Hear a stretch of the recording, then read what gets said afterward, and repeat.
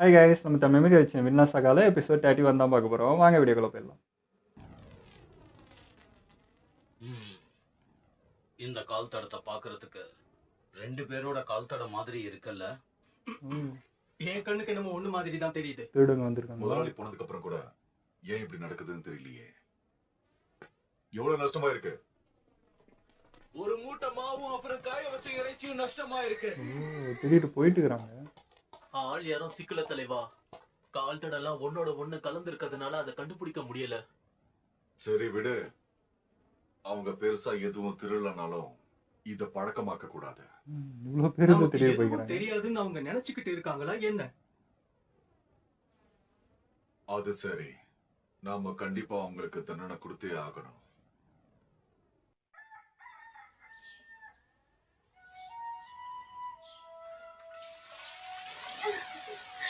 நிஜமாவா சொல்றீங்க?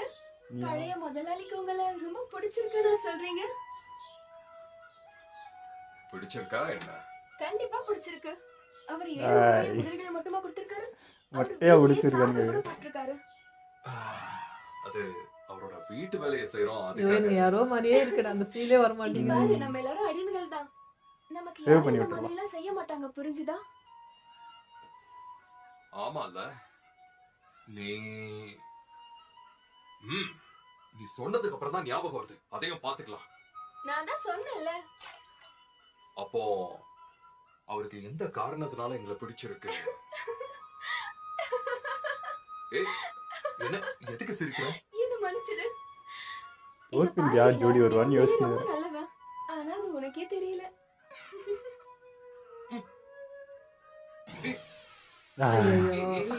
ஐயோ பொங்குதே. இல்ல, அது நானும் அவ்வளவு நல்லவன்லாம் இல்ல. ஈனா, நான் முன்னாடி போயிட்டு ஓரளவுக்கு நல்லா வந்தா. நீ லவ்ஸ் பண்ணு, நான் கிளம்புறேன். என் மேல இவனுக்கு அக்கறை ரொம்ப ஜாஸ்தி தான். அவனும் ரொம்ப நல்லா வந்தான். என்ன அதிகம் பேச மாட்டான். லவ்வர்ஸ் நடுவில் இருக்கிறது அநாகரிகம் சார். போயிட்டேன். அடடா, முதலாளி அம்மா வந்துட்டாங்க. பேசிக்கிட்டே உன்னை இங்க இருக்க வச்சா என்ன மன்னிச்சிரு. அதெல்லாம் ஒண்ணும் இல்ல. தினம் காலையில என்கிட்ட பேச ஒருத்தங்க இருக்காங்கன்னு நினைச்சு நான் ரொம்ப சந்தோஷமா படுறேன். சரி, அப்புறம் பார்க்கலாம். அது சரி, நாம நாளை காலைல பார்க்கலாம்.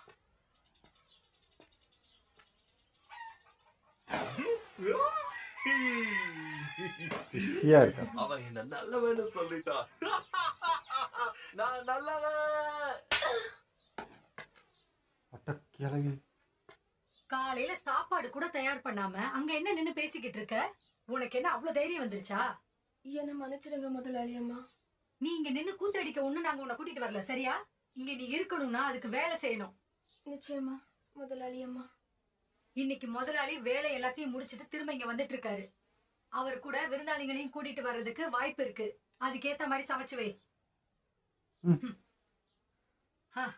உன்ன மாதிரி ஒரு அடிமைக்கு அவன மாதிரி ஒரு அடிமை பொருத்தமா தான் இருக்கு. பாத்தியா, துளிர் வர ஆரம்பிச்சிருச்சு. இதனால் கோதுமை நாத்து தோர்ஃபன். பார்க்க ரொம்ப அழகா இருக்கு. எப்ப முளை விட்டாலும் பாக்குறதுக்கு இப்படிதான் இருக்குமா? ஆமா, இப்படிதான் இருக்கும். இதுவா பிரெட்டா மாறுது? என்னால இது கொஞ்சம் கூட நம்ப ஆச்சரியமா இருக்கா? ரொம்ப அற்புதமா இருக்குல்ல? ரொம்ப அற்புதமா இருக்கு. நாம விளைய வச்சு இத வித்துடலாம். விளைய வச்சு வித்துடலாம். அப்புறம் நம்ம சுதந்திரத்தையும் இதால அடைய முடியும். ஆனா அது நடக்க பல வருஷம் கூட ஆகலாம்.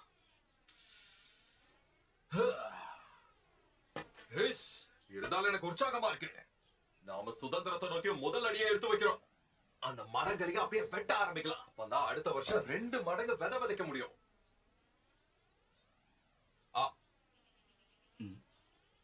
அது நாம உழைச்சு நம்மளோட சுதந்திரத்தை அடைய முடியும். ஆனா அது ஆண்களுக்கும் இத மாதிரி சுதந்திரம் கிடைக்குமா?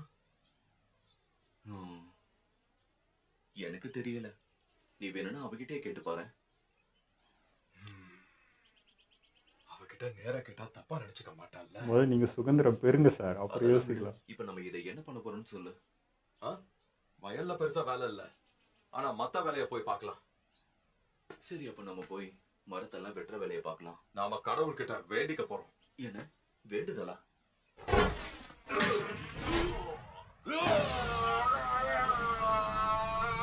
எல்லாம் வல்ல இறைவா, எங்க பயிரெல்லாம் நல்லபடியா விளையணும், நல்லா விளைஞ்சு நல்ல மகசூல் கொடுக்கணும். எந்த பூச்சி பட்டும் எங்க பயிரை அழிச்சிடக்கூடாதே. நல்லா மழை பெய்யணும். இது மிரட்டுற மாதிரி தானே இருக்குது. மிரட்டுற மாதிரி இல்லையே. வந்து முட்டி போடு. வெளில பூமியே ஓட்ட போட்டுரும் போல.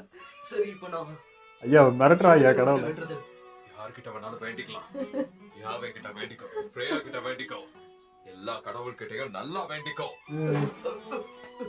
வந்து நீ உங்க முட்டி போடு. முட்டுங்க தரையில. நமக்கு நல்ல விளைச்சல் வேணும்னா அதுக்கு கடவுள் கிட்ட வேண்டித்தான் ஆகணும்.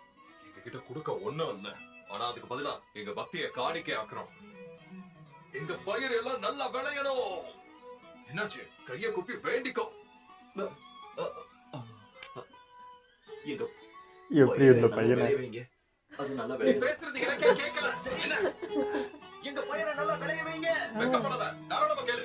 முழு மனசோட வேண்டிக்கோ. அதை விட்டுட்டு அந்த தயங்கி தோசைக்கு இருந்தா சரியான ஆளு. சரி. யாரும் அதுங்க பைத்தியம் பாக்குறதுக்கு. பூச்சி போட்டு அண்டாம எங்களோட இந்த பயிரை நல்லா விளையணும்.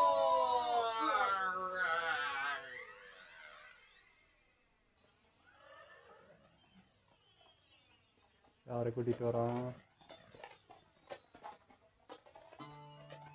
ஓ, நம்ம வயல் கொஞ்சம் கூட மாறவே இல்ல. ஓல்மரும் அம்மாவும் நல்லா இருக்காங்களாப்பா? நிச்சயமா. ஓல்மர் துரு துருன்னு இருக்கான். என் நிம்மதியை கெடுக்கிறான். உன்ன மாதிரியே வீரனாகிற போருக்கு போறேன்னு சொல்லிக்கிட்டு இருக்கான். அவனும் சின்ன வயசுல இருந்து இப்படித்தானே சொல்லிக்கிட்டு இருக்கான். என்ன இருந்தாலும் அவன் மாறவே இல்ல. பொதுவா எல்லா மனுஷங்களுக்கும் பலம் பலவீனம் ரெண்டுமே இருக்குமே. ஆனா அவன் போர்க்களத்துக்கு ஏத்தவன் இல்ல. லோக்கியா இது? பொதுவா அதான் எனக்கு யார் டவுட்டா எங்க இருக்கு. இருக்கணுமோ லோக்கி அங்கதான் மாதிரி இருக்கணும். தான் இருக்கு. அந்த இல்ல, தாடி என்னால ஏத்துக்க முடியாது. போர்க்களத்துல மனுஷங்க அதிகமா மாறுறாங்க. அரசர் கவுண்டியே எடுத்துக்குங்க. அரசன் ஆமா லோக்கி தான். ஆமா, யாரும் இப்ப அவரை இளவரசர்னு சொல்றது இல்ல. இந்த போருக்கு அப்புறம் அவர் நிறையவே மாறிட்டாரு. இப்போ அவர் ஒரு சிறந்த போர் தளபதியா செயல்படுறாரு. ஓல்முறையும் போர்க்களத்துக்கு அனுப்பலாம்ல, அவனும் மாறி வந்துருவான்.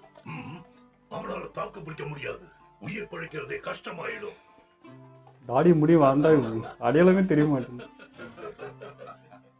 ஏய், முதலாளி தானே வராரு. அடு சரியான நேரத்துல தான் வராரு. ம்? கூட வர்றது யாரு? என்ன தோர்கிலா? என்னால நம்பவே முடியலையே. எப்ப திரும்ப வந்தீங்க? 5-6 நாளைக்கு முன்னாடி வந்தேன். தோறீங்களா? இடத்துக்கு வந்ததும் அப்பாவை பார்த்தேன். சரி, அப்படியே இவ்வளவு தூரம் அவரோட வந்துட்டேன். இது வரைக்கும் நீ சாகாம உயிரை காப்பாத்திருக்கல, பெரிய ஆள் தான். அதுக்கு தேவையான பயிற்சியை நீதான் எனக்கு கொடுத்த. அதுக்கு நான் தான் உனக்கு நன்றி சொல்லணும். சரி, எனக்கு ஒண்ணுமே யாரையோ புரியல ஐயா. கட்டி இழுத்துட்டு வந்திருக்கே, யார் அவங்க? சரி, முன்னாடி அனுப்புங்க. ஏய், இல்லப்பா கமெண்ட்ல சொல்லியிருந்தாங்க தோரிக்கு ஒருத்தர் வந்தாலும் வருவாங்க அப்படின்னு. புது கேரக்டர் அப்போ அது. அது இவங்க தான் அந்த தோற்கல் திருடங்க. இவங்களை நேரா நான் உங்க கிட்ட தான் கூட்டிட்டு வந்துட்டு இருக்கேன். திருடங்களா? கொஞ்ச நாளாவே நம்ம இடத்துல சின்ன சின்ன திருட்டுகள் நடந்துகிட்டே இருந்துச்சு. எனக்கு கொஞ்ச நாளாவே இவங்க மேல சந்தேகம் இருந்துச்சு. சின்ன ஆனா சின்ன பசங்க. பசங்கன்றதுனால யாரு தப்பு பண்ணாலும் தப்பு தப்பு தானே. இவங்களுக்கு கண்டிப்பா தண்டனை கொடுத்தே ஆகணும். முதலாளி, நீங்களே சொல்லுங்க.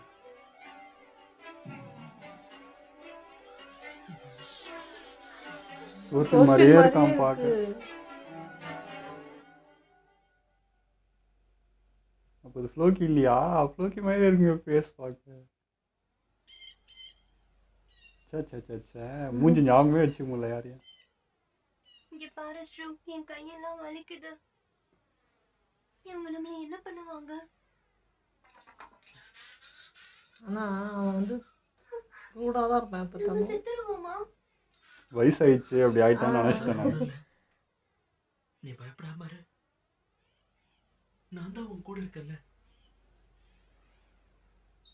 வேற மாதிரி சொல்லணும்னா, ஜனங்கள் எல்லாரும் படைகளை பத்தி பேசுறாங்க. அவங்களுக்கு எதிரி பாரு. யாரு நண்பன் யாருன்னு அப்படியே எதுவுமே இருக்கு தெரியாது. பேஸ்கட். போர் ஆரம்பிச்சா கத்தி எடுத்துக்கிட்டு நேரா போய் தாக்க வேண்டியதுதான். வடக்கு கடல் பகுதியில் இருக்கிற தங்களோட எதிரி அழிச்சு தங்களை நிரூபிக்க தயாரா இருக்காங்க. போர் முடிஞ்சதுக்கு அப்புறம் நீங்க பல விஷயங்களை அனுபவிக்கலாம். பொண்ணுங்களை எடுத்து போய் விற்கிறதுக்காக வீரர்கள் அடிச்சுக்கிட்டு சாவானுங்க. ஓல்மர், நீ என்ன சொல்ற? நீயும் போறியா இங்கிலாந்து போருக்கு? இன்னும் எனக்கு பயம் நீ போலையா? போக விரும்பலையா? இல்ல, போருக்கு போக எனக்கும் இஷ்டம் தான். ஆனா என்னோட வீரத்தை நிரூபிக்க எனக்கு வாய்ப்பு வேணும்ல. என்னோட தம்பிங்கிறத இப்ப நீ நிரூபிச்சிட்ட. இப்ப நான் ஒரு பரிசை உனக்காக கொடுக்கறேன். என்னோட நெக்லஸ் எடுத்துட்டு வாங்க. சரி.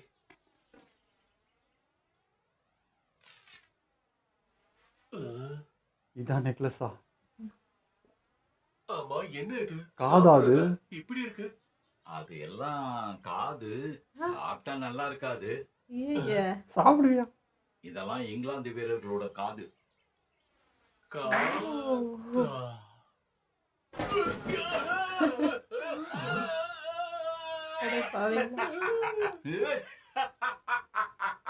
வாயில நல்லவன் மாதிரி தெரிஞ்சது. நீ என்ன இப்படி பயந்து சாகுற? நீ எப்படி போர்ல போய் சண்டை போடுவ? நாமெல்லாம் இரும்பு கரங்கள் கொண்ட கிட்டிலோட பசங்க. என்னது இரும்பு கரமா? உனக்கு தெரியாதா? சின்ன வயசுல நம்ம அப்பா பெரிய வீரனா இருந்தாராம். போர்ல தான் அவருடைய பலம் தாங்காம அவருடைய கத்தியை உடைஞ்சிருமா. வெறும் கையாலேயே எதிரிகளை பந்தாடுவாராம். அப்புறம் மாதிரி போர் புரிய யாராலையும் முடியாதாம். அவர் ஒரு பெரிய வீரன் எல்லாரும் சொல்றாங்க. ரோஸ் மாதிரியா? என்ன சொல்ற அப்பாவா? அங்க போர்ல பேசும்போது எல்லாரும் இரும்பு கரங்கிற வார்த்தைய அடிக்கடி சொல்றாங்க. அவரை மரியாதையா பேசு. ஒரு அவ்வளவு அமைதியா இருக்காரு. பயணம் செஞ்சு கடுப்பா இருப்ப, நீ கொஞ்ச நேரம் போய் ஓய்வு எடுத்துக்கப்போ.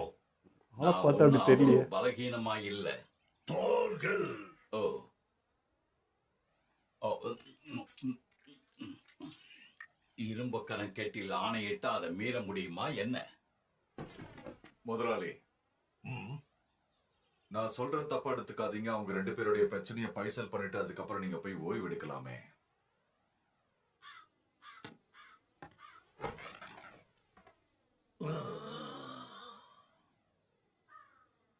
முதல்ல நீங்க 2 பேரும் உங்க பேர் என்னன்னு சொல்லுங்க. அடிமையாக போறீங்க அதானே? மரியாதையா பேர் சொல்லுங்க. ஏன் இப்படி கத்தற? சத்தம் போட்டா அவங்க பயப்பட மாட்டாங்களா? எப்படி பேசுவாங்க? மன்னிச்சிடுங்க. சரி, உங்க பேர் என்ன?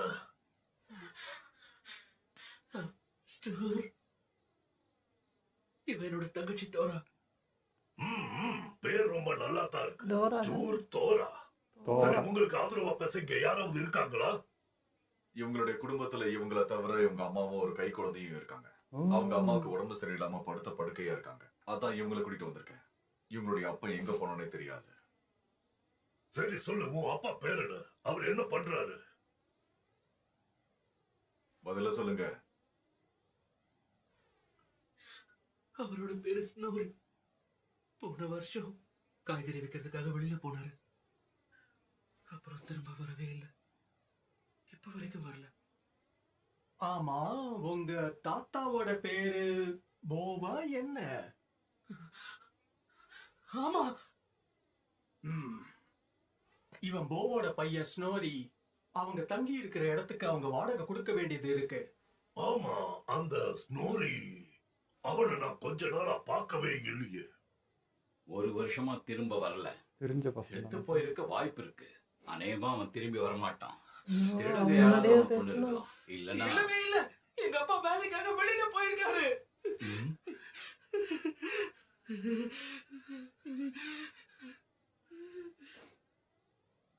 குடும்பத்துல சம்பாதிக்கிறவங்க இல்லைன்னா அந்த குடும்பத்தை சேர்ந்தவங்களுக்கு மத்தவங்க வேலை கொடுத்து ஆதரவு கொடுக்கணும் இல்லையா? இந்த பசங்க ரொம்ப தெம்பாத்தானே இருக்காங்க. இவரு எமோஷனல் ஆகுறாரு. முடியாம படுத்திருக்கிறதுனால யாரும் இவங்களை ஏத்துக்கலையோ என்னவோ. இங்க என்ன நடக்குதுன்னு தெரிஞ்சுக்கலாமா? ஒண்ணும் இல்ல, கண்ணுல ஏதோ தூசி விழுந்துருச்சு. சரி சொல்லுங்க, 2 பேரும் என்னத்தை திருடுனாங்க? நிறையவே தப்பு பண்ணியிருக்காங்க. இப்போதைக்கு ஒரு மூட்டை மாவு மட்டும் திருடினதா எங்ககிட்ட ஒத்துக்கிட்டு இருக்காங்க. அதுக்கு நானும் என்னுடைய ஆளுங்களும் தான் சாட்சி. இத நீங்க ஒண்ணு அவங்கள மிரட்டி ஒத்துக்க வைக்கல. நிச்சயமா இல்ல. அவங்கள அவங்க வாயை திருடுறது திறக்க இந்த பசங்களா வைக்கிறதுக்காக அப்போ? நான் கொஞ்சம் யுக்தியா யோசிச்சேன், அவ்வளவுதான். இருந்தாலும் சொல்லையா பிடிச்சி வச்சு பண்ணது. இந்த மூட்டையில இருக்கிற பொருள் கொட்டுற வரைக்கும் தான் நான் காத்துக்கிட்டு இருப்பேன். சொன்னது புரிஞ்சுதா? நீங்க 2 பேரும் உண்மையை ஒத்துக்கிட்டீங்கன்னா உங்களுக்கு எந்த ஒரு பிரச்சனையுமே வராது. இல்லனா இந்த பையில உங்க பேரை எழுதி நான் கூட்டிட்டு போய் விடுற மாதிரி இருக்கும். புரிஞ்சுதா? அப்படி அவங்க எல்லாரையும் மிரட்டி மிரட்டி இருக்கான். அவங்க எந்த ஒரு தப்பு பண்ணலன்னா அப்ப நான் மிரட்டும் போது அவங்க பயந்திருக்க கூடாது இல்லையா? சின்ன பசங்கடா சுலபமா இவங்க. முடிச்சிடலாம். ஒரே என்ன ஒரு பண்ணுவாங்க? கை. என்னோட தங்கச்சி சின்ன பொண்ணு, அவளை ஒண்ணும் பண்ணிடாதீங்க. ஓ, அப்போ உன் தங்கச்சிக்கு கொடுக்கிற தண்டனையை உனக்கே சேர்த்து கொடுத்துடலாமா? உன் 2 கையை வெட்டிடலாமா? வேண்டாம் ஸ்டூ. இங்க பாருங்க, நான் என்ன சொன்னேன்னு எனக்கு ஞாபகம் இருக்கு. சின்ன பசங்கன்றதுனால பார்த்து பக்குவமா நடந்துக்கோங்க. ஸ்னேக் நீங்கம்மா எப்படி? அப்போ நாம முடிவு பண்ணிட்டோம் இல்லையாப்பா? இவன் ரொம்ப மோசமா இருக்கான். இவன் என்னோட புள்ளன்னு என்னால நம்பவே முடியல. நீங்க எதுக்கு என்கிட்ட இருந்து திருடுனீங்க? வேற வழி இல்ல, உங்களை தண்டிச்சுதான் ஆகணும். ஒருவேளை உங்களை தண்டிக்காம நான் சும்மா விட்டா இதே மாதிரி மறுபடியும் தொடர்ந்துகிட்டே இருக்கும். என்னால இதை ஏத்துக்க முடியாது. ஒரு சின்ன தப்புக்கு இவ்வளவு பெரிய தண்டனையா? திருடுறதுக்காக கைய வெட்டுறதா? பேட்டர், நீங்க தப்பா எடுத்துக்கலன்னா இந்த விஷயத்துல நான் உங்களுக்கு ஒரு யோசனை சொல்லலாமா முதலாளி? சொல்லு. காப்பாத்திட்டாண்டா எப்பா. எதுவா இருந்தாலும் சொல்லு பேட்டர்.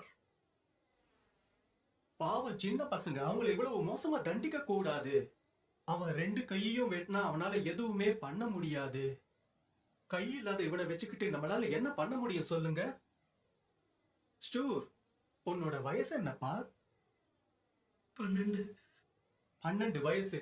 இந்த வயசுல அவன் பெரியவங்களோட சேர்ந்து வேலை செய்ய ஆரம்பிக்க முடியும். அடிமை. இவனையும் இவனோட அம்மாவையும் நம்ம பண்ணையில வேலைக்கு எடுத்துக்கலாம்.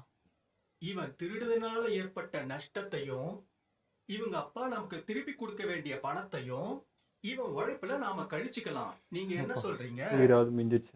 அவனோட அப்பாவுக்கு நீங்க கடனா கொடுத்த நிலத்துல அவங்க பயிரை விளைய வச்சு அவங்க விவசாயத்தை பார்க்கட்டுமே. நானே ஸ்டூவுக்கு என்ன பண்ணணும்னு சொல்லி கொடுக்கறேன்.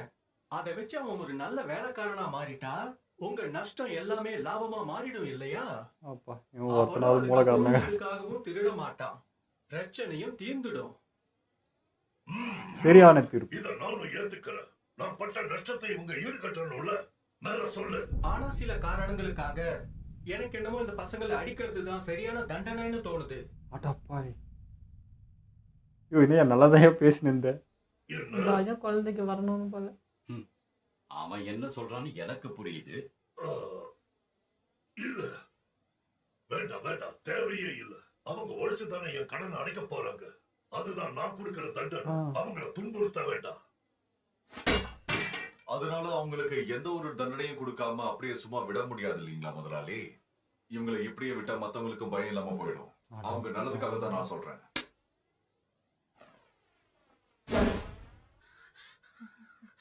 இந்த மாதிரி பசங்களை சுத்தமா யாருக்குமே பிடிக்காது. அதனால கண்டிப்பா இதை செஞ்சுதான் ஆகணும். இந்த வேலை செய்யறதே ஒரு தண்டனை தான்டா. எத்தனை அடி கொடுக்கலாம் நீங்க நினைக்கிறீங்க? திருடுற என்ன வரக்கூடாதுன்னு. இவரு தான் உத்தரவு போன. இவரே எல்லாரும் சொல்றது கேட்கணும். 5 இல்ல 10 ஏய், அடி கொடுக்கலாம். ஆளுக்கு 10 அடியா? முதல்ல உனக்கு தான். பல்ல இறுக்கமா கடிச்சுக்க. ஓ நான் வேற எல்லாரும் 10 அடி அடிப்பாங்கன்னு நினைச்சிருக்கேன். தங்கச்சிக்கு தான் விழும். 20 கொடுங்க. மொத்தமா 20 அடியை எனக்கே கொடுங்க. யோசிச்சு என்னோட தங்கச்சியை மட்டும் அடிச்சிடாதீங்க. நம்பவே முடியல. பையன் ரொம்ப தைரியசாலியா தான் இருக்கான். அப்பா கொடுங்க, நான் அடிக்கிறேன். என்ன உனக்கு எங்க நிறுத்தணும்னு கூட தெரியாது. அந்த பையனை கொன்னுடாத. சரி சரி, பொறுமையா அடி. சரி. தலையில மட்டும் அடிக்காத, சரியா? சரி சரி, பொறுமையா தானே அடிக்கணும். ஆரம்பிக்கலாமா பொடிப்பையா? பொறுமையாக அடிச்சாலும் மிருகத்தனோட விழுந்தானு. இதாடா பொறுமையாக அடிக்கிறது. குழந்தை போறேன் என்ன பண்றது? நான் தண்டிக்கிறேன், அவங்கள நானே தண்டிக்கிறேன்.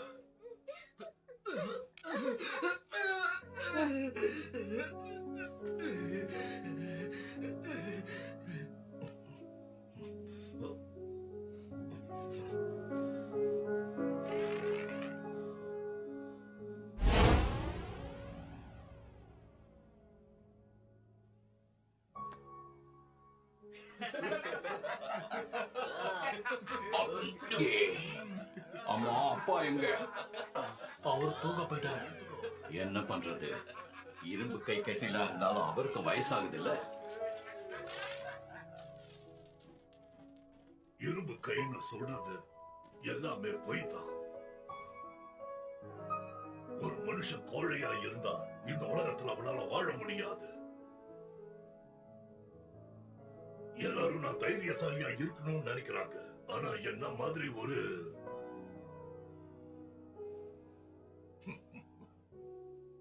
பெரிய மனுஷன் பொய் சொன்னா அது யாருக்கும் தெரிய வராது இல்லையா? ஆனா நான் ஒண்ணு அவ்வளவு பெரிய தைரியசாலி இல்லையே.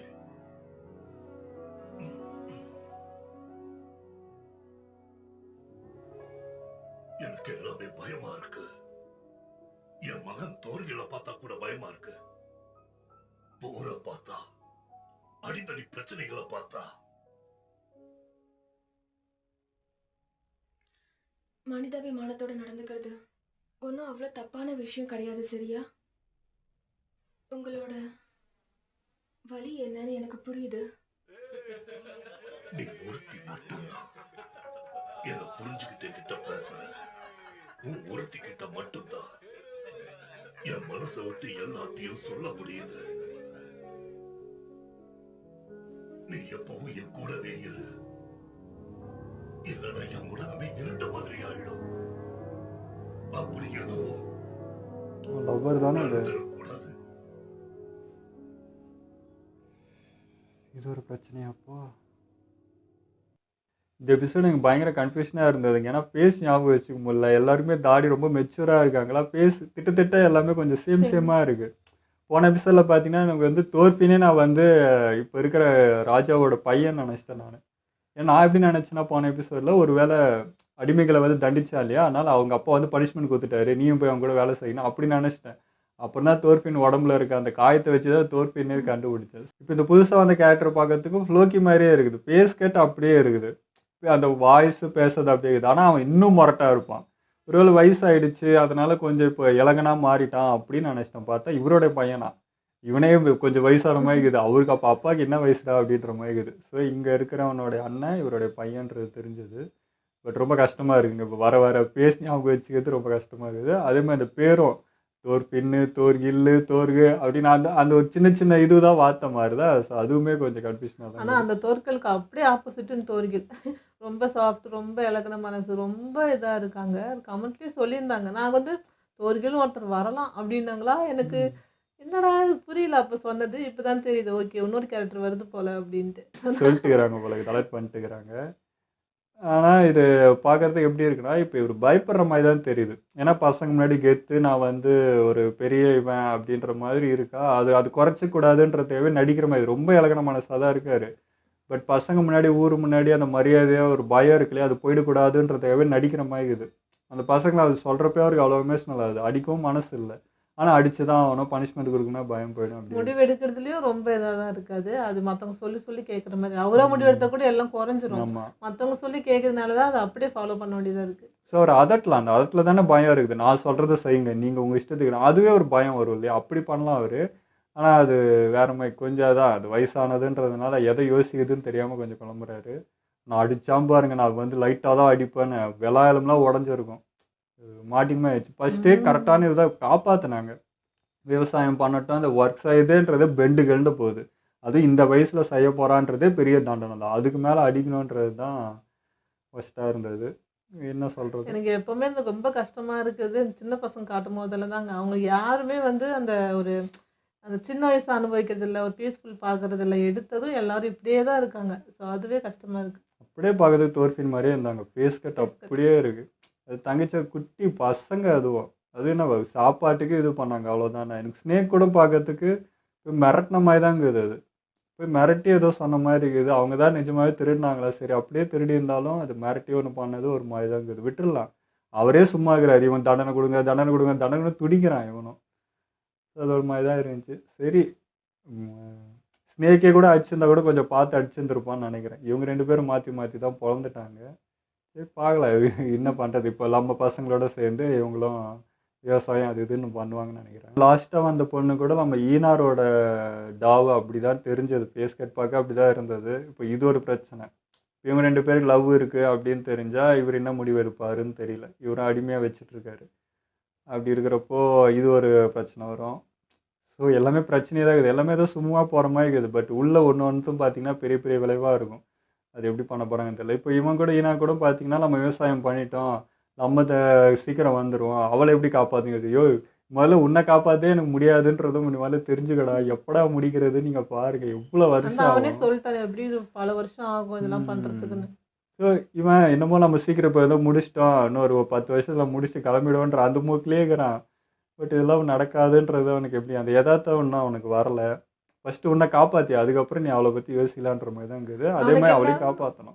அவனுக்கு என்னன்னா நமக்காவது ஒரு வழி இருக்குது, இது பண்ணி இது போகலான்றது. பட் அந்த பொண்ணுக்கு என்ன, அதை எப்படி வெளியே கொண்டு வந்து காப்பாற்றுறதுன்னு அவனுக்கு யோசனையாக இருக்குது. அதான் அவளுக்கு கடைசி வரைக்கும் அடிமை தான். அவ்வளோதான். இந்த சமைக்கிறவங்க இந்த மாதிரிக்கெல்லாம் விட்டுருவாங்களா? கடைசி வரைக்கும் அவங்க தான் வச்சுட்டு இருப்பாங்க. ஸோ போராட்டம் தான் அது. அவளை காப்பாற்றி இங்கேருந்து கூட்டிகிட்டு போகிறதுன்றது பெரிய வேலை சம்பவம் இருக்குது. அப்போ ஆனால் தோர்ஃபினும் இவங்களும் வந்து ஈனாரும் வந்து பார்க்க நல்லா பல்காக பயங்கரமாக மெச்சூர்டாக தாடிலாம் வளர்த்து இருக்கிறாங்க. பட் அந்த பேசுகிற விதம் அந்த இன்னசென்ட் அப்படியே இருக்குது. அந்த சின்ன வயசு தான் ஒன்றும் இருக்குது. அதில் அவங்க ஒன்றும் மெச்சூர் ஆன மாதிரியே எனக்கு தெரியல. அதான் தோர்ஃபின் ஃபஸ்ட்டு கொஞ்சம் முரட்டாக இருந்தான். இவன் கூட சேர்ந்து சேர்ந்து அவனும் இப்போ ஒரு மாதிரி இருக்கானா. எனக்கு அவன் பார்க்க பாவமாக நல்லா இருக்குது. இருந்துச்சு. ஆனால் அந்த ஃப்ரெண்ட்ஸாக அந்த காமெடியாக நல்லா இருந்தது. ஃபுல்லாக அவனோட மொட்டைத்தனம் போய் ஒரு மாதிரி சாஃப்டாக மாறிட்டு வரான். அது நல்லா தான் இருக்குது. பட் அந்த ஃபஸ்ட் டைம் அந்த விவசாயம்லாம் பண்ணிட்டு இதுதான் வந்து ப்ரெட்டாக மாறுதா அப்படின்ட்டு அப்படிதான் இருக்குது நம்மளுக்கும். ஃபஸ்ட்டு விவசாயம் இறங்குறப்ப தான் நம்மளுக்கு அந்த வழி தெரியும். அரிசி நம்மளுக்கு ஈஸியாக சாப்பிட்டுறோம், எல்லாம் கை கிடச்சிது. பட் இது விளைஞ்சி அது உற்பத்தி பண்ணி அது நம்மக்கிட்ட கைக்கு வர்றது எவ்வளோ கஷ்டம். அது நம்ம அசால்ட்டாக அது வேஸ்ட் பண்ணுறோன்றது அப்போ தான் நமக்கு தெரியும் அது பண்ணுறப்போ. ஸோ அந்த ஒரு வார்த்தையில் அது சொன்ன மாதிரி இருந்தது. நல்லா இருந்தது. ஓகே, இதோ நம்ம வீடியோ முடிச்சுப்போம். மறக்காமல் லைக் பண்ணி ஷேர் பண்ணுங்கள். மறக்காமல் சப்ஸ்கிரைப் பண்ணிடுங்க.